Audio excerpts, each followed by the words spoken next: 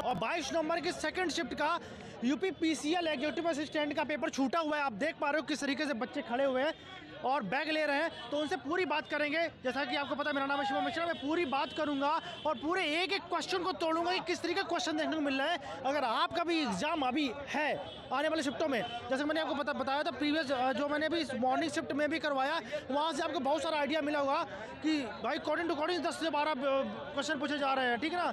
इस तरीके से मैं बताऊंगा कि अभी भी क्या चल रहा है, क्या वही सीन चल रहा है। अगर वही सीन चल रहा है तो डेफिनेटली आपको वही चैप्टर पढ़ के जाना है और मैं आपसे कहता हूं कि आपका सिलेक्शन 100% होगा। तो बात करेंगे किस तरीके के क्वेश्चन देखने को मिल रहे हैं। हमारे साथ बहुत सारे लोग अभी जुड़ेंगे। तो भाई आपका नाम क्या है? मेरा नाम शिवम शुक्ला है। शिवम शुक्ला जी, अभी ये बताओ कि इंग्लिश जो आई थी, इंग्लिश का लेवल कैसा था? उसके पहले मुझे ये बताओ कि प्रीवियस ईयर तो आपने लगाए होंगे, ठीक है, तो प्रीवियस ईयर के अकॉर्डिंग ये जो पेपर आया था ये टफ था या फिर उससे इजी आया था? I cannot comprehend all the question paper, but I can comprehend the only part of reasoning and English one by one. English was quite good, but reasoning was quite tough. And good attempt was 35, I think. Hope so. And English was you can attempt 50 to 50. मेरे साथ जो audience जुड़ी हुई है वो हिंदी वाली audience है। अच्छा। हाँ, तो उनको हिंदी आती है, तो हिंदी में बात कर लें हम लोग, ज़्यादा बेटर रहेगा, ठीक है। हाँ।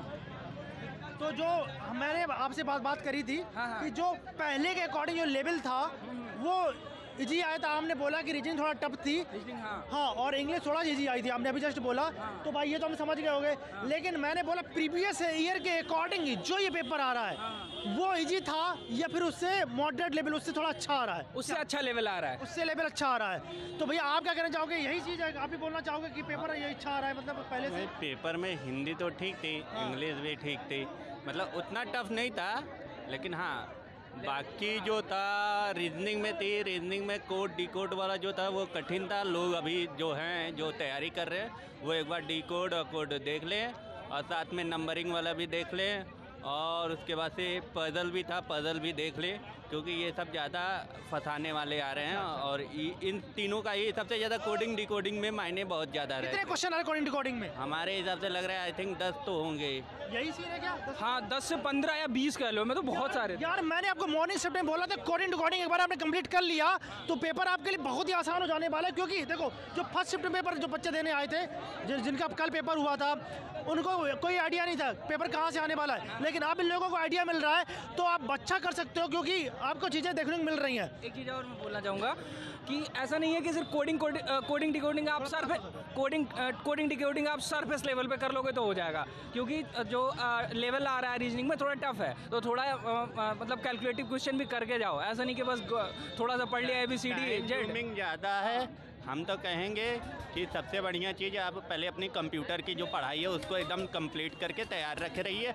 उसमें कम से कम 20 से 30 क्वेश्चन करिए, उसके बाद से तुरंत इस पे आ जाइए, तभी आप जाके सारे क्वेश्चन अटेम्प्ट कर पाएंगे, वरना नहीं कर सकते हैं। इस चीज़ की मैं बात करूँगा, बहुत ही अहम बात करने वाले लास्ट में, और आप लोगों के साथ आप जुड़े रहो हमारे साथ में।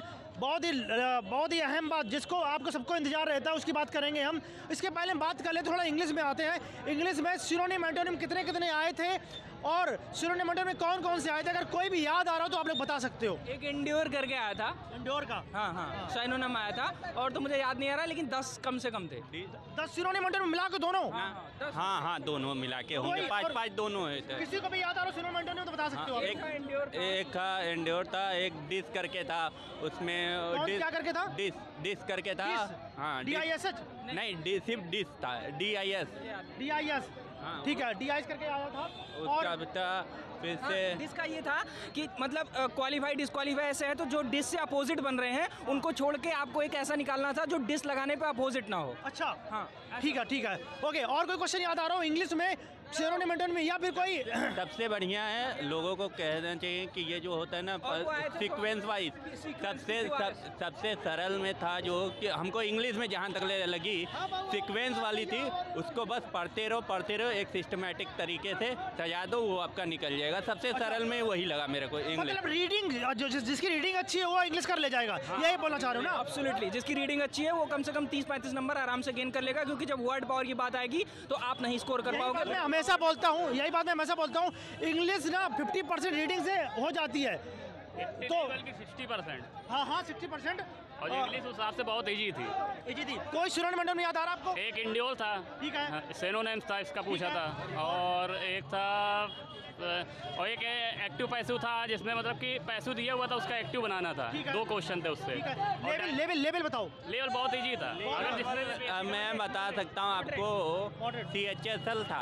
CHSL लेवल आया। इससे भी एक तरीके से ईजी था। MTS बोल लूं? ना MTS नहीं बोलते हैं सकते, CHSL बोले। CHSL बोलेंगे। ठीक है, थोड़ा आगे चलते हैं। क्या ये बताओ, आने वाली शिफ्ट जो रहेगी वो टफ हो जाएगी।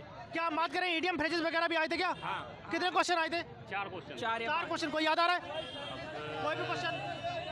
नहीं आ तो नहीं रहा इस टाइम, लेकिन उसका मीन्स मेरे को समझ में आ रहा था। हाँ, क्या आ रहा था? अच्छा, वहाँ समझ में आ रहा था। हाँ, मतलब उसका रीजनिंग का लेवल थोड़ा ऊपर था। नहीं, रीजनिंग में चल रहा है। अभी इंग्लिश बात करें, पैराजम्बल वगैरह देखने को मिले क्या? हाँ, पहले जंबल के 4 क्वेश्चन थे। 4 क्वेश्चन थे। और कॉम्प्रिहेंशन के वो ज़्यादा घुमाया था क्या? नहीं ज़्यादा नहीं हुआ था। सिक्वेंस में था, जिसकी रीडिंग अच्छी हुआ सबसे ज़्यादा घुमा रहा है कोड डिकोड। अच्छा, पैसेज वगैरह कितने आ रहे थे? एक पैसेज था 5 क्वेश्चन। हाँ, 1-2 थे मोस्टली कह लो। एक में क्लास पैसेज थे। भरने थे, एक एक में तरीके क्लास वगैरह भरने थे और एक प्रॉपर पैसेज था। वो क्लोज टेस्ट था एक तरीके से। क्लोज टेस्ट में ज़्यादा लोग पीछे ना पड़े। क्लोज टेस्ट एक ही आ रहा है, 5 नंबर की आ रही है। अगर कर लिए तो टिक है, क्योंकि उसके चक्कर में अगर पढ़ेंगे तो बाकी सब आपका छूट अच्छा, जाएगा। ठीक है, थोड़ा आगे हम लोग बात करते हैं अब यहीं पे। क्या स्पेलिंग जो एरर होता है, मिसस्पेल्ड वगैरह थे? कोई क्वेश्चन नहीं था उसमें था स्पेलिंग मिस्टेक था। मॉर्निंग शिफ्ट में एक आया था। नहीं, इसमें आपको बताते हैं 3 या 4 था। 3-4 मिसस्पेल्ड भी? 4 था। हाँ, नहीं लगता है आपको? एक क्वेश्चन था मिसस्पेल्ड था, जिसमें दिया था इसमें स्पाउस दिया हुआ था तो उसकी मीनिंग गलत थी। अच्छा, एक क्वेश्चन था शायद मिसस्पेल्ड। एक था। हाँ, थोड़ा पास ही पास आ जाओ। एक था। हाँ, मुझे याद आ रहा है। एक था जो मुझे याद आ रहा है। As per पेरेंट my- भी तो था, पेरेंट भी तो था। इंपेरेंट भी आए थे क्या? Parent करके था ना। क्या था इंटरपेरेंट? क्या वो मिसस्पेल्ड नहीं था, उसमें इंटरप्रेट की इंग्लिश करेक्ट करने के लिए आई थी। 4-5 वही मिसस्पेल्ड हो गया जाके। वही एक मुझे याद आ रहा है। that's it। और भी थे। ठीक है, थोड़ा आगे चलते हैं। अब हम लोग इंग्लिश को थोड़ा साइड करते हैं। इंग्लिश के बाद में हम लोग बात करेंगे स्ट्रेटेजी का, करंट अफेयर की। जो करंट अफेयर आया था वो कब का देखने को मिला? 2021 का, 2022 का? 2022 का। कोई भी क्वेश्चन याद आ रहा हो तो बता सकते हो। सितंबर से कम 3 क्वेश्चन थे। सितंबर मास से 3 कोई क्वेश्चन। क्वेश्चन याद आ रहा है क्या? कोई भी क्वेश्चन स्ट्रेटेजी के करंट अफेयर में? कोई भी क्वेश्चन? बायोटेक विलेज था, कहाँ किस में बना है, और बाई लैंग्वेज जो असेंबली है उसके बारे में पूछ रखा था। स्पोर्ट्स से कोई क्वेश्चन? स्पोर्ट्स से स्पोर्ट्स कोई भी क्वेश्चन याद आ रहा नहीं, हो? कोई क्वेश्चन नहीं। वर्ण अभ्यारण कोई क्वेश्चन आए हो? जैन धर्म, बौद्ध धर्म, गांधी जी से कोई ये क्वेश्चन? कह सकते हैं कि हम लोग के जितना जानकारी में होते हैं, मतलब नहीं, जो नहीं, मैं चैप्टर- कॉमन जो पेपर होता है, जो इसमें जैसे क्वेश्चन आते हैं वैसे नहीं थे, उससे टफ था जीके। मैं एक लाइन ये बोलूँगा कि डोंट रिलाई ऑन जी के part, just focus on your English, Hindi and reasoning, that's it. क्योंकि पे भी ध्यान दे दे, क्योंकि नंबर गेन करना है उनको। यार, ध्यान तो सब पे देना पड़ेगा। अगर एग्जाम निकालने आओ सब पे ध्यान देना पड़ेगा। अगर जीके पे जिसने ज़्यादा फोकस कर लिया होगा तो आगे तो वही जाएगा ना, जो एक कदम आगे होगा आपसे, वही आगे जाएगा, राइट? मैं ये नहीं कह रहा कि मतलब फोकस मत करो, मैं कह रहा रिलाई मत करो। There is a difference between focus and rely, that's why I am क्योंकि रीजनिंग का लेवल उन्होंने इतना ज़्यादा बढ़ा दिया था, जीके पे फोकस करना पड़ेगा। आने वाले टाइम में जो रहेगी रीजनिंग और टफ होती जाएगी, इसीलिए जो भी है भाई, जो भी साथी है अपने ऐसे क्वेश्चन थे उसमें समझ ही नहीं आ रहा था कौन सा पैटर्न लगेगा। ठीक है, थोड़ा सा आगे चलते हैं। हम लोग यहाँ बात करते हैं भूगोल से। नदियाँ, नहर, पहाड़, पठार, कोई भी क्वेश्चन? 2 क्वेश्चन थे। मुझे याद नहीं है। एक था वो, अरे कोई रिवर पूछी थी वो कहाँ पे पड़ती है। हाँ, ये नील नदी वाली थी। नील नदी से क्वेश्चन आया था। हाँ। अब चलते हैं इतिहास, चलते हैं जैन धर्म, बौद्ध धर्म, गांधी जी या कोई भी डायनेस्टी पूछा गया हो। मुगल में पूछा था। ये जो अकबर का धर्म जो चला था ना, इंसा करके। दीन इलाही की स्थापना कब लागू हुआ था? दीन इलाही कब लागू हुआ? उसका मतलब 1500 करके कुछ है, तो वो पूछा था एग्जैक्ट। अच्छा, दीन इलाही कब लागू किया गया? ये क्वेश्चन देखने को मिला है इतिहास से। और कोई जैन धर्म, बौद्ध धर्म से? कोई भी क्वेश्चन नहीं। इतिहास से और भी कोई क्वेश्चन याद आ रहा हो? Medieval history, modern history? हाँ, एक और था क्वेश्चन, मेरे को याद नहीं आ रहा, लेकिन हिस्ट्री का भी वेटेज था। और फिर से CAG के बारे में पूछा रहा, ठीक है। CAG का आर्टिकल पूछा रहा। फिर से ये पूछा रहा है कि कौन सा भाषा जो है वो 22 भाषाओं में नहीं है, अच्छा, जिसमें ठीक कि है। तुलु क्वेश्चन देखने को मिला है। हाँ, जिसमें कि तुलु था, क्वालिटी से कह लो। तुलु था। और उसके साथ साथ और भी जीके के क्वेश्चन थे। मतलब लैंग्वेज से क्वेश्चन आया था। लैंग्वेज ठीक है। स्टेट से भी आया था। अच्छा, कॉन्स्टिट्यूशन कौन सा? कैग किसमें है? अनुच्छेद ठीक है, किसमें? कैग से क्वेश्चन देखा था, देखने को मिला है। ठीक, और कोई अमेंडमेंट वगैरह? नहीं, और ये पूछा था कि कहाँ पे द्विसदन है, द्विसदन कहाँ पे है, ये पूछा रहा है। मतलब कि जैसे मान लो आपको यूपी में मान लो विधायिका कहाँ पे है और विधानसभा कहाँ पे, मतलब दोनों जहाँ पे है। ये आपका ये क्या कहते हैं, ये होता है ना अपना विधानसभा MLA और MLC वाला चुनाव, वही उसी के बारे में पूछा। अच्छा अच्छा, ठीक है। 4 ऑप्शन थे, तमिलनाडु, वेस्ट बंगाल और मुझे याद नहीं आ रहा, मध्य प्रदेश, आंध्र प्रदेश। बचा के देखिए। हाँ, कोई जैसे मैं बात करूँ अभी यहाँ पे कोई डांस से, कोई नृत्य से, कोई त्योहार से यानी फेस्टिवल से, या फिर बनना बिराना। एक डांस से भी आया रहा है, एक डांस से आया रहा, उसमें पूछा रहा नहीं, वो पूछा रहा ना, वो उसका मीन्स समझ में नहीं आया कि उसको अभी तुरंत में मान्यता मिली है। अभी ये यूनेस्को द्वारा अभी हाल ही में उसको मान्यता दी गई है। कौन से जो मतलब बिहार का वो था, बिहू था, ऐसा करके 4 ऑप्शन थे जो गरबा था, बिहू था और आपका और 2-3 ठो ओडिसी था और एक और था। अच्छा, क्या तो यूनेस्को ने जिसे अभी हाल ही में अधिकृत की है मान्यता दी। ठीक है। तो अच्छा, थोड़ा आगे बात करते हैं। बहुत सही आप लोग। अच्छा, इम्पोर्टेंट दिवस कोई पूछा गया हो या फिर कोई बुक या ऑथर? कुछ नहीं, ठीक है। आगे हम लोग बात करेंगे। अब थोड़ा सा इंग्लिश हो गया, हम लोग पास स्टैटिक जीके हो गया। आप बात करें रीजनिंग की, बात करते हैं। रीजनिंग क्या लगता है, रीजनिंग का लेवल क्या था जो और भी एग्जामों में देखने को मिल रहा है कि कैलकुलेटिव रीजनिंग आ रही है, बहुत सारे टाइम ले रही है, क्या यहाँ भी ऐसा देखने को मिला है कि कैलकुलेटिव थी या टाइम ले रही है? टाइम ले रही है। लोगों से कहना चाहेंगे, अगर एक बार में देखो बन रहा है तो ठीक है, नहीं बन रहा है तो क्योंकि 180 मिनट में 230 क्वेश्चन करना है, तो आप प्लीज़ ध्यान मत दीजिए। आप कितना हद से हद कितना क्वेश्चन अटेंड कर सकते हैं, ये इस पे ध्यान दीजिए। ठीक है, थोड़ा आप जब बात करते हैं, हम लोग रीजनिंग में बात करेंगे। कुछ चैप्टर नाम आपको गिनाऊंगा, आपको बताना किसी क्वेश्चन आया था नहीं आया था। जैसे कि बात करूँ कि जहाँ से क्वेश्चन अच्छे उठाए जा सकते हैं, जैसे कि मैं बात करूँ सीटिंग अरेंजमेंट से, कोई क्या क्वेश्चन देखने को मिला, नहीं मिले? नो, रिलेशन से आए थे। लेसन से आए थे क्वेश्चन? कितने आए थे क्वेश्चन ब्लड रिलेशन से? कम से कम 5-7 क्वेश्चन।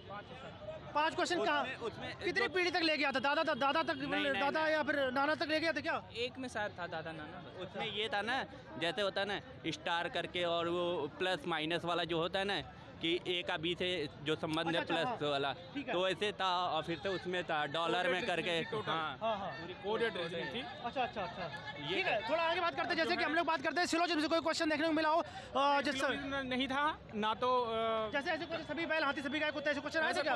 अरे भाई, हम लोग पढ़ रहे हैं सिलोजिज्म का मतलब समझते हैं नहीं, निगमन होता है। हाँ, ठीक है। तो कहने का मतलब इसमें टोटल कोडिंग डिकोडिंग था और ब्लड रिलेशन था, बट वो कोडेड ब्लड रिलेशन था। ठीक है। और उसके बाद रीजनिंग में मुझे लगता है मिसिंग नंबर्स थे। ठीक है। और संख्या श्रृंखला थी। ओके। और अक्षर श्रृंखला थी। 4 चैप्टर से टोटल उसने पेपर बना दिया था। और हाँ, आकृतियों में जो विषमता होती है, कौन सी आकृति फिर है, कौन सा नहीं, 1-2। वैसे क्या कैलेंडर क्लॉक से भी कोई क्वेश्चन? कोई नहीं, कोई क्वेश्चन नहीं। फिगर काउंटिंग वगैरह आप कह सकते हैं 5 या 6 चैप्टर से टोटल बना दिया था ये कह पेपर। सकते हैं कि अगर हमें कल के बारे में नहीं पता है, लेकिन हो सकता है कि कुछ चेंजिंग आए, कुछ और भी टफ सिलेबस डाल सकता है। लेकिन अगर कंप्यूटर देखें तो MX एक्सेल और पावर पॉइंट और नॉर्मल कंप्यूटर के थोड़ा सा समथिंग आए होंगे इससे? 10 नहीं, 50 में से 40 क्वेश्चन बस। अब बताओ आपके पास बचा क्या यार? सब कुछ यही पढ़ डालो ना आपको। आप कोडिंग टू कोडिंग पढ़ लो, इससे क्वेश्चन फंस जाएंगे आपके। और अभी बात करें कि MS एक्सेल से और माइक्रोसॉफ्ट ऑफिस से, MS ऑफिस से ना, MS ऑफिस से सारे क्वेश्चन पढ़ डालो। बस 2 चैप्टर ही पूरे पढ़ लो यार, हो जाएगा। जीमेल से भी क्वेश्चन पढ़ लो, सब कुछ हो जाएगा। और पढ़ ले, इन लोग का काम हो क्या जाएगा। होता है, CC क्या होता है, BCC क्या होता है, ये सब थोड़ा हाँ, ये सब चीज़ कॉमन था। और कहेंगे कि हिंदी भी अच्छी पूछ रही, ये नहीं कहेंगे कि अभी थोड़ा हिंदी में आ रहा है भाई, हिंदी और बाकी हम लोग पास हिंदी पूरी बात कर लेंगे। अभी अच्छा, रीजनिंग पूरा हो गया, खतर दिया कि सिंबल चेंज करने वाला आया था, प्लस को माइनस कर दिया जाता है या माइनस को प्लस कर दिया जाता है। ऐसे क्वेश्चन कितने थे? हाँ, 2 या 3 थे, 2 थे। अच्छा, डायरेक्शन से कितने क्वेश्चन देखने को मिले?